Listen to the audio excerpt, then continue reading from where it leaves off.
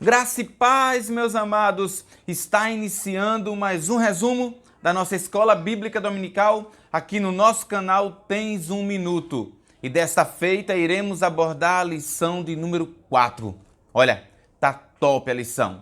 Para você ter uma ideia, olha o tema dela, o Ministério Avivado de Jesus. Nós iremos perceber que desde o anúncio feito por Gabriel até a morte de Cristo, houve sim a ação do Espírito Santo na vida de Jesus Cristo. Meu querido, eu tenho certeza que nós iremos aprender bastante nesta aula, se Deus assim nos permitir. Então, fica conosco, não sai daí, porque depois da vinheta nós iremos nos aprofundar nesse assunto. Roda a vinheta.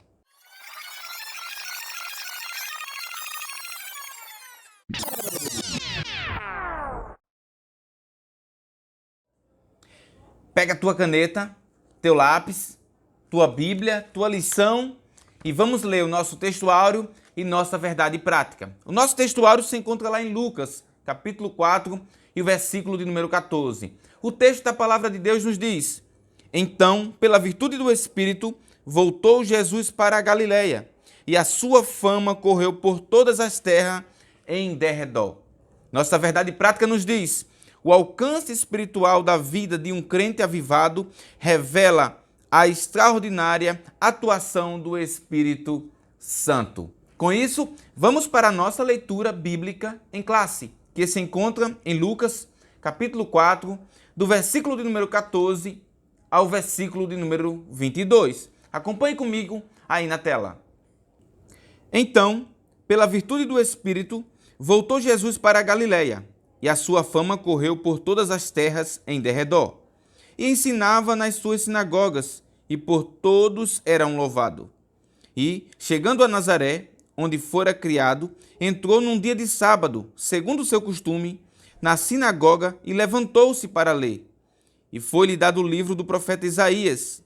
E quando abriu o livro, achou o lugar em que estava escrito: O Espírito do Senhor é sobre mim, pois que me ungiu para evangelizar os pobres. Enviou-me a curar os quebrantados de coração e a apregoar a liberdade aos cativos, a dar vista aos cegos, a pôr em liberdade os oprimidos, a anunciar o ano aceitável do Senhor.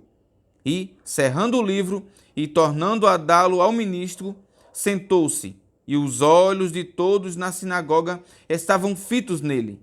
Então começou a dizer-lhe: Hoje se cumpriu esta escritura em vossos ouvidos. E todos lhe davam testemunho e se maravilhavam das palavras de graça que saíam da sua boca. E dizia: Não é este o filho de José?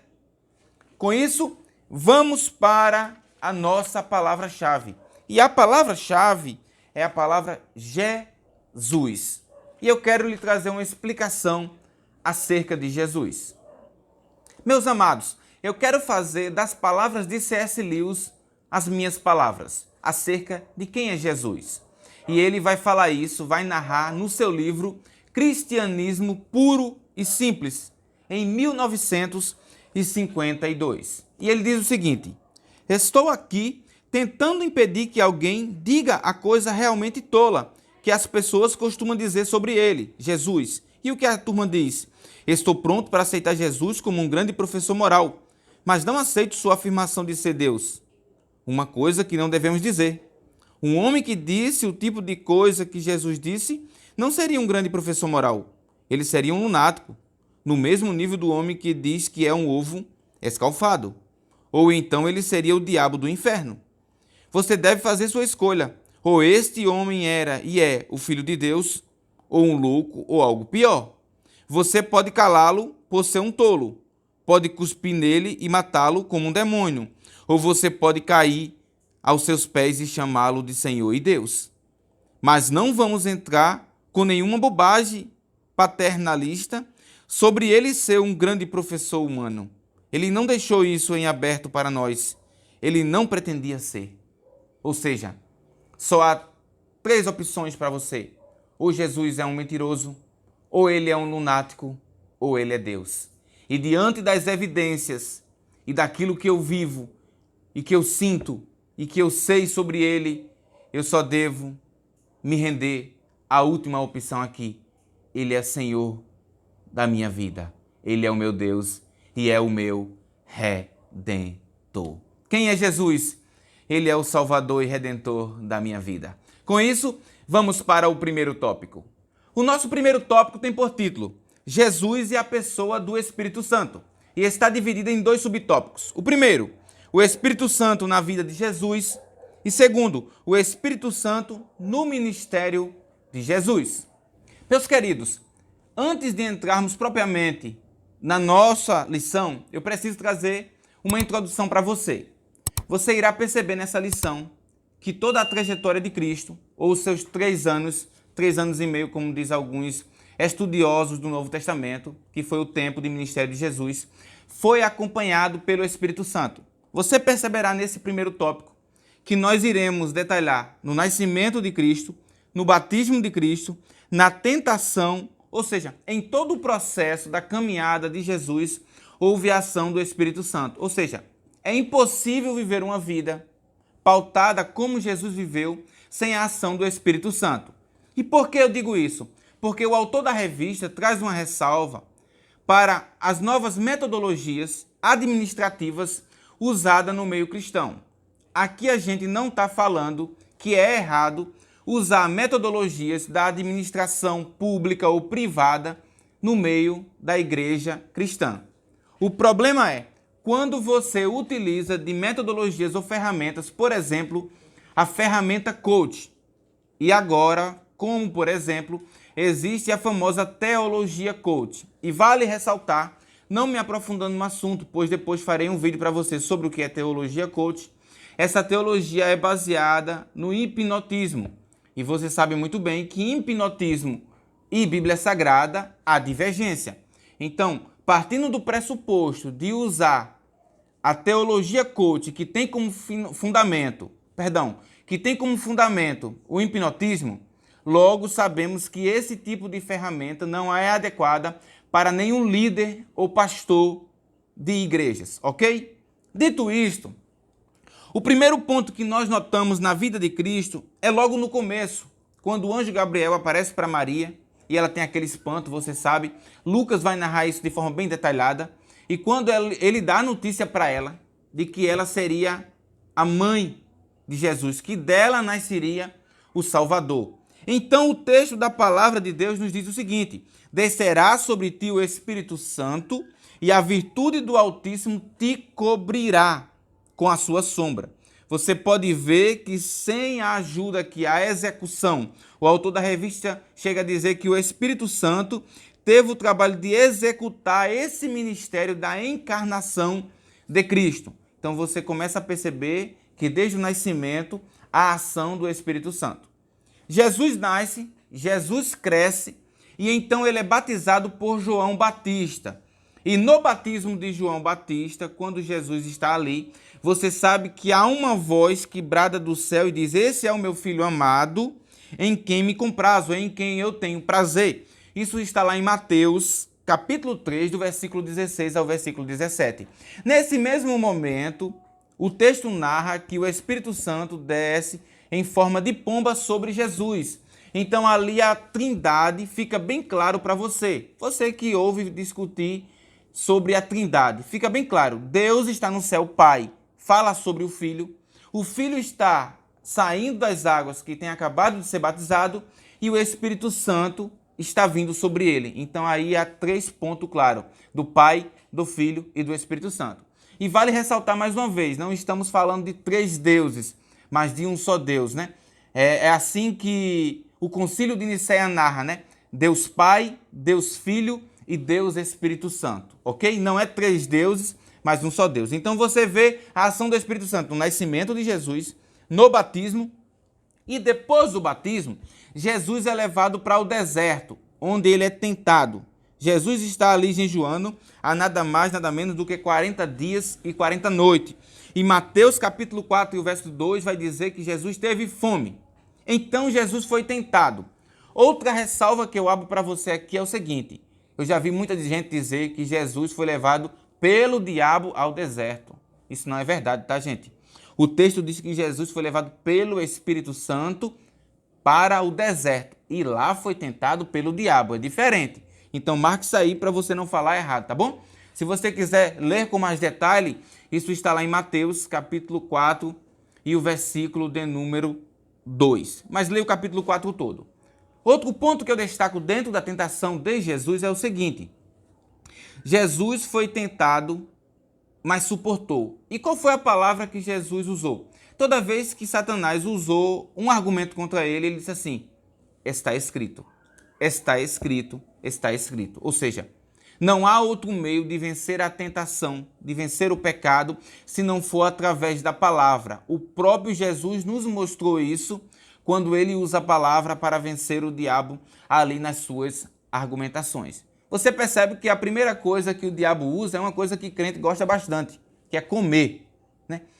Ele percebe que Jesus está com fome e a primeira coisa ele diz que é, transforma essas pedras em pães. Então você pode ver que o primeiro argumento é a barriga. Segundo argumento é confundir. Tu és realmente o Filho de Deus? Veja, colocando em xeque se realmente Jesus era o Filho de Deus ou não. E em terceiro era o quê? Poder, né? Hoje o homem busca a todo custo poder. Então a terceira coisa que Satanás usa é dar poder, querer dar poder para Jesus.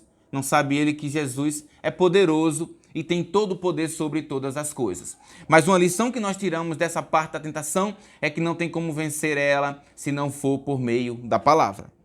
Então, tendo dito isso, meu querido, nós partimos para o Espírito Santo no ministério de Cristo. Você viu o Espírito Santo na vida de Cristo e agora no ministério de Cristo.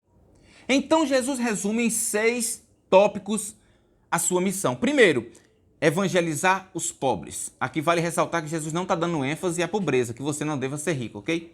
Mas aqui ele também explica que é mais fácil entrar ou passar um camelo pelo fundo de uma agulha, eu já expliquei o que é isso, do que um rico entrar no céu, ou seja, porque a maioria dos ricos está arraigado com a riqueza desse mundo e não dá atenção e nem quer ouvir o evangelho, ou seja, como eu tenho tudo, então eu não preciso de Cristo. É nesse contexto que ele veio pregar para os pobres, ok? Segundo ponto, curar os quebrantados de coração.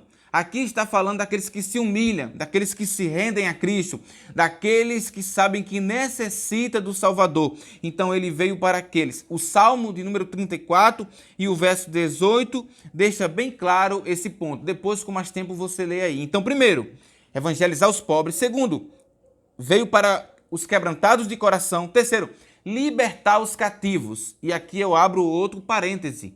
Jesus não está falando de libertar os cativos no contexto de libertar Israel de Roma, não. Jesus está falando do contexto de libertar os cativos com relação à parte espiritual. Aqueles que estão cativos, presos e que não têm como se libertar do pecado, dos vícios, das tentações e de tantas outras coisas que lhe aprisionam. Então Jesus disse que veio libertar esses cativos. Em quarto ponto, dar vista aos cegos. Sabemos que Jesus tem todo o poder para curar todo tipo de enfermidades. E ele fez isso até ressuscitar mortos, ele ressuscitou, como está explicitado nos evangelhos. No entanto, nesse contexto aqui de dar vista aos cegos, é tirar a cegueira espiritual do ser humano. E você pode perceber que a maioria dos judeus não quiseram que Cristo tirasse essa cegueira e até então não receberam ele como salvador da sua vida. Mas a todos que receberam, sabemos que essas escamas, essa cegueira foi tirada dos seus olhos e eles puderam enxergar então a verdade, né? E conhecereis a verdade e a verdade vos libertará. E se o Filho do Homem vos libertar, verdadeiramente sereis livres. Outro ponto é colocar em liberdade ou pôr em liberdade os oprimidos. E Jesus cita um texto muito conhecido da igreja. Vinde a mim, todos que estáis cansados e oprimidos, e eu vos aliviarei. Então, esse oprimido aqui, ele encontra esse descanso a partir desse momento que ele conhece a Cristo. Vale lembrar que nesse contexto aqui de oprimido, não quer dizer que você vai deixar de levar alguma coisa. Porque o texto diz que Jesus vai tirar o fardo pesado pelo fardo leve. Até porque ele diz que aquele que quiser vir após mim, que negue-se a si mesmo, que tome a sua cruz de cada dia e siga. Então, o contexto de cruz aqui é contexto de dificuldade, de lutas, de provas. Não quer dizer que aquele que aceitou a Cristo, que se rendeu a Ele, não terá mais lutas, nem provas, nem tentações. Viverá no mundo de flores. Não é isso que Cristo está querendo dizer nesse contexto. O sexto ponto desse resumo é o ano aceitável do Senhor. E o que é o ano aceitável do Senhor? Eu quero trazer uma breve explicação para você. Há 3 características distintas do ano do jubileu, ou seja, quando era comemorado os 50 anos. Esse é o contexto do ano aceitável. Primeiro, todos os escravos israelitas eram libertos. Segundo, toda a propriedade dos ascendentes que tivesse sido vendida era devolvida à família original. E terceiro, a terra permanecia em repouso sem cultivo. E o autor da revista diz: o propósito de Deus ao instituir esse ano especial era garantir a justiça e impedir aos ricos de acumular riquezas e adquirir terra às custas dos pobres. Ou seja, nesse contexto do ano aceitável, Jesus veio promover a liberdade, veio trazer salvação e veio trazer libertação para aqueles que estavam cativos. Tendo dito isso, vamos para o nosso segundo tópico.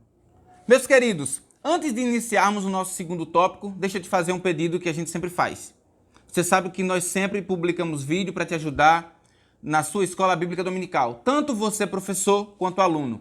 Nós nem cobramos, nem fazemos aquela parte de comissão que o pessoal faz para enviar material. Enviamos material para você de graça, sempre que você entrar em contato conosco. Nós sempre reafirmamos isso aqui.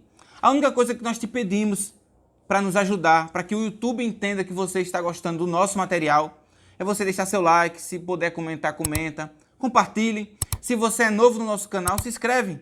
Ativa o sininho para você receber as notificações dos nossos vídeos que postamos toda semana. É isso que nós te pedimos. Se o nosso material está te ajudando de alguma forma, nos retribua dessa forma, curtindo, comentando e se inscrevendo em nosso canal. Meu querido, o nosso segundo tópico tem por título Jesus e a oração em seu ministério. Está dividido também em 2 subtópicos. O primeiro, o valor da oração, e segundo, uma vida de oração. Entenda bem.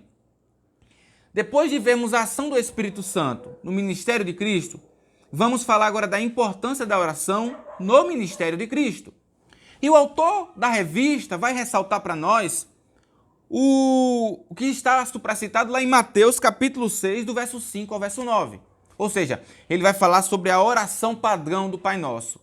E o primeiro ponto que ele ressalta é o que Jesus fala sobre o orar de forma secreta. Por quê?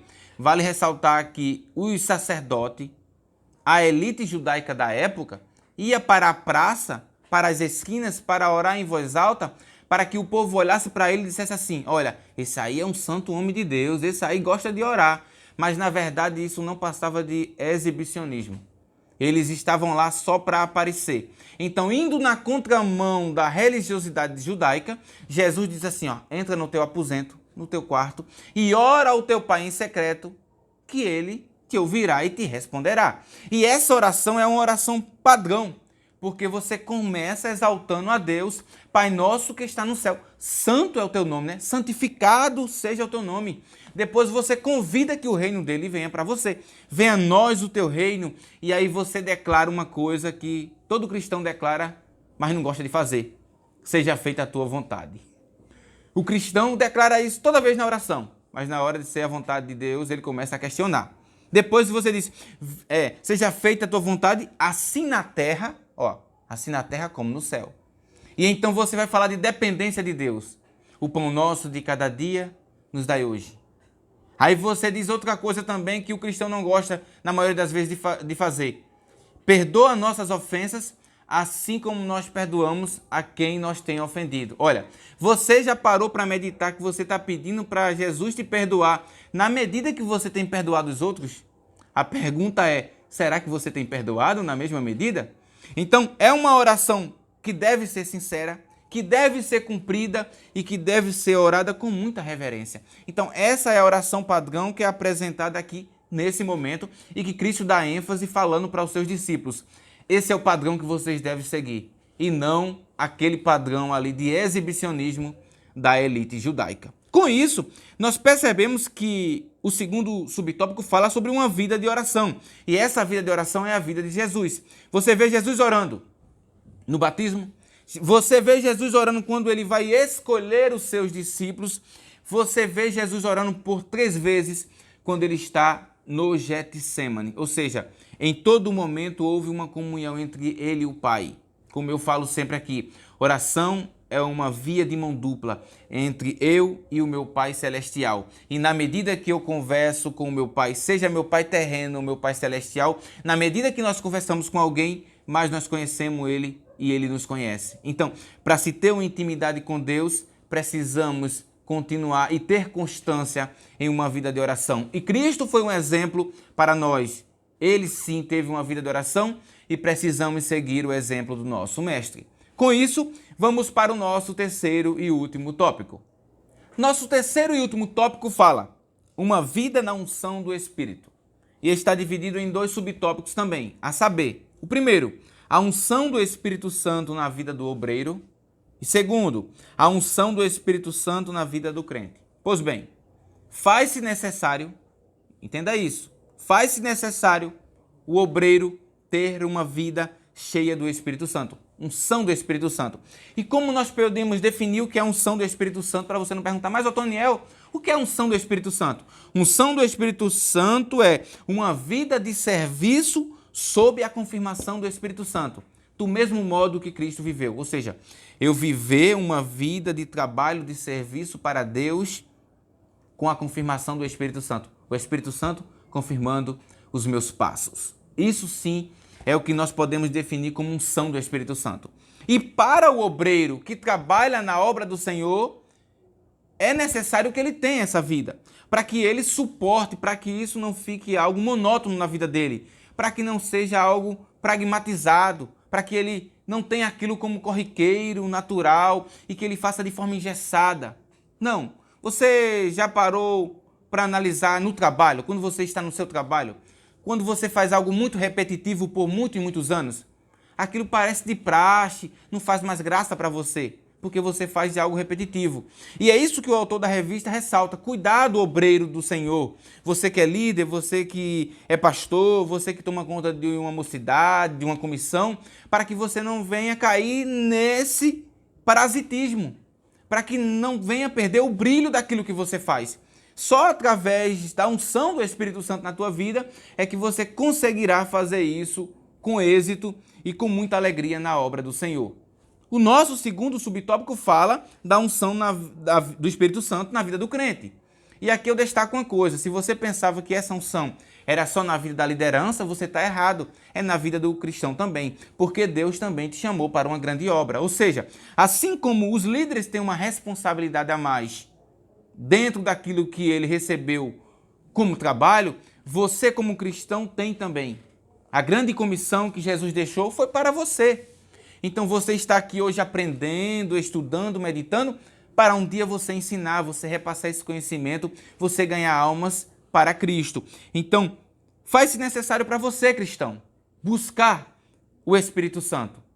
Estar diariamente lendo a palavra do Senhor, meditando, orando, para que você possa exercer também aquilo que Deus te deu com muita proeza, ou seja, os teus dons, os teus talentos. Há muitas pessoas que olham e dizem assim, Otoniel, eu estou há X tempo na igreja, 10, 20, 15 anos, eu ainda não sei qual é o meu dom. Há muitas pessoas que dizem isso. A pergunta é, qual foi o esforço que ele teve em buscar, em pedir, em perguntar qual era o dom? Ou seja, e há também uma coisa muito interessante chamada proatividade. Não é só a administração que usa a palavra proatividade. Há proatividade também no reino de Deus. Ou seja, você deve ser uma pessoa proativa. Você entende muito bem que uma pessoa em uma empresa proativa, ela se destaca. Ela se torna ali um centro. Ah, fulano, ele não espera ninguém dizer algo para ele fazer, ele vai lá e faz. E faz com qualidade, faz bem feito. Ele toma sempre uma decisão à frente. Ele não está sentado, parado num canto. Na igreja de Cristo é assim. Você precisa ter proatividade no reino. Não esperar chegar, não esperar alguém te dizer. Até porque o Espírito Santo que está dentro de você, que você recebeu, você não recebeu para ficar parado, estagnado. Não, você recebeu o Espírito Santo de Deus na tua vida. Ele tem te capacitado e continuará a te capacitar para você fazer uma grande obra. Com isso, eu concluo essa nossa lição, a nossa quarta lição, te dizendo uma coisa: medite. Esse vídeo será postado logo mais, para que você tenha tempo para meditar, revisar esse vídeo, revisar a sua aula, pesquisar por mais artigos e também outras literaturas que corroborará na tua aula no próximo domingo. Seja uma pessoa usada por Deus e no ensino da palavra, ensine de forma clara e objetiva para os seus alunos. Forte abraço e fique na paz.